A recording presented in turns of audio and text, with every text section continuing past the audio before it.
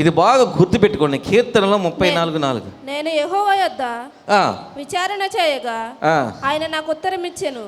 నాకు కలిగి ఉన్న భయములన్నిటిలో నుండి ఆయన నన్ను తప్పించెను. నేను యెహోవా యొద్ద విచారణ చేయగా ఆయన నాకు ఉత్తరం ఇచ్చెను.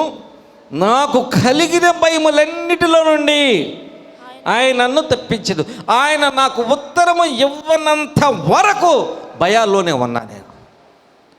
నేను యెహోవా వద్ద విచారణ చేయనంత వరకు, ఆయన వాక్యపు వెలుగులో నాకు వచ్చిన కష్టాలు, శ్రమలు, ఇబ్బందులని పరిశీలించనంత వరకు, ఆయన దగ్గరికి వెళ్ళి నా భయాల గురించి, నా కష్టాలు, నా శ్రమలు మొరపెట్టనంత వరకు నేను భయంతోనే ఉన్నా. గందరగోళ స్థితిలోనే, ఇబ్బందులు.